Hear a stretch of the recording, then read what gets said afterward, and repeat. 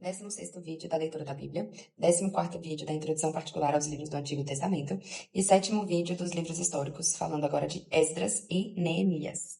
Essas duas obras, primitivamente unidas, devem ser certamente atribuídas ao autor das crônicas, das quais formam a sequência natural.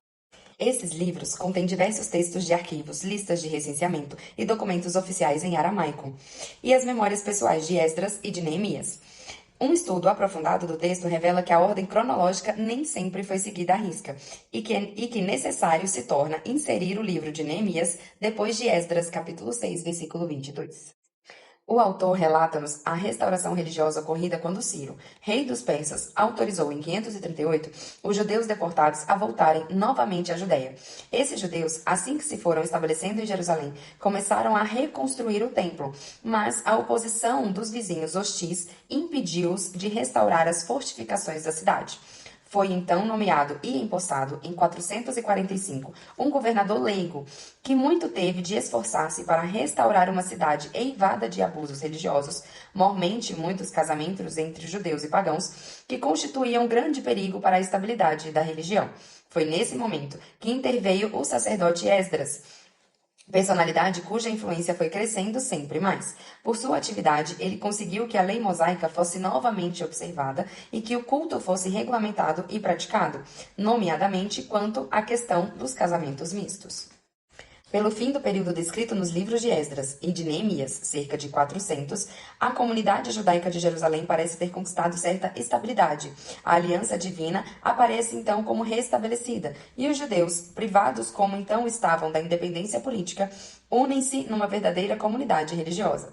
Portanto, de uma nação política, o povo eleito torna-se uma igreja, isto pelo efeito todo particular da escolha de Deus e em função da aliança sempre existente. Nota-se, então, um verdadeiro despertar espiritual e moral. A partir dessa época, a classe sacerdotal vai adquirindo uma influência sempre maior.